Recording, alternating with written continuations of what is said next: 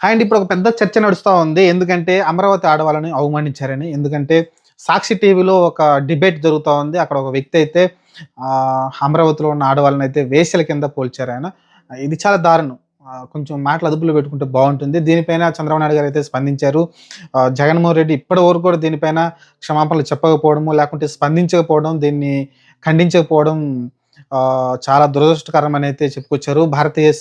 భారతీయులు చాలా స్త్రీలని చాలా గౌరవంగా చూస్తారు. తల్లిని చాలా దైవంతో సమానంగా చూస్తారు. అలాంటి భారతదేశంలో అందులోనూ తెలుగు ప్రజలు కూడా అమ్మల్ని చాలా బాగా చూసుకుంటారు. అలాంటి తెలుగు నేలపైన ఇలాంటి సాక్షి టీవీని ఒకటి నడుపుతా అరాచకాలు చేస్తూ ఉన్నారని ఆయనైతే ఎద్దేవా చేసుకొచ్చారు.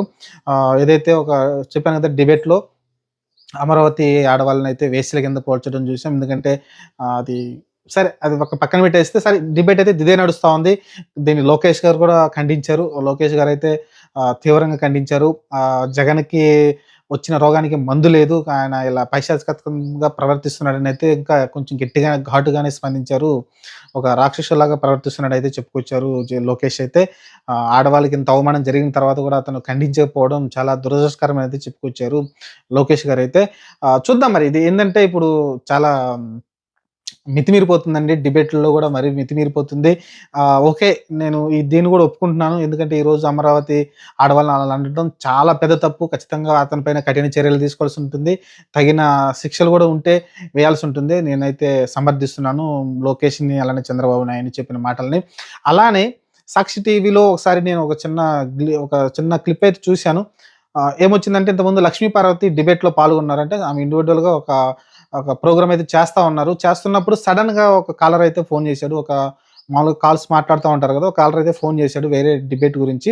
ఫోన్ చేసి సేమ్ ఇవే పదాలు ఇప్పుడు ఎవరైతే వైసీపీ నా సంబంధించిన కార్యకర్తో, నాయకుడు అన్నాడో సేమ్ ఇవే పదాలు ఆ రోజు లక్ష్మీ పార్వతిని కూడా అన్నప్పుడు చంద్రబాబు నాయుడు గారు కొంచెం స్పందించుంటే బాగుండేది.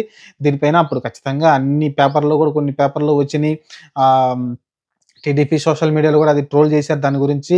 ఆహ్, ఆ రోజు ఈమెను గూడా ఇదే మాటన్నారు. ఆమె ఒక పదాలు వాడారు. అలానే వేశ్య అన్నారు. ఆమె వేరే ఇంగా రకరకాల పదాలు టక్ టక్కనంటే ఫోన్ కాల్ అయితే కట్ చేశారు. ఆ వ్యక్తి ఫోన్ కాల్ అయితే. మరప్పుడు ఆ టీడీపీ కార్యకర్త మరి ఆ రోజు కఠిన చర్యలు తీసుకోవాల్సి ఉంటుంది గదా! లేకుంటే కఠిన చర్యలు పక్కన పెట్టేసి కనీసం ఆ రోజు ఖండించారా మీరు లక్ష్మీ పార్వతిని? అలా అంటే స్వర్గీయ ఎన్టీ రామారావు గారి భార్య అయినా అఫీషియల్‌గా అయితే భార్యే గదా! ఈరోజు ఆమె అఫీషియల్‌గా అయితే భార్య అనే ప్రస్తుతానికైతే అఫీషియల్‌గానే. మరి అలాంటి ఆమెని అన్నప్పుడు కనీసం ఒక్కసారైనా ఖండించారా లోకేష్ గారు గాని, చంద్రబాబు నాయుడు గారు గాని? కాపోతే అదే చెప్తున్నలే మన దాకొస్తేనేమో ఒకటవుతుంది. మన దాకా రాకపోతే ఒకలాగున్నట్టు ప్రవర్తిస్తూ ఉంటారు లోకేష్ గారు, చంద్రబాబు నాయుడు గారు. ఈరోజు అమరావతి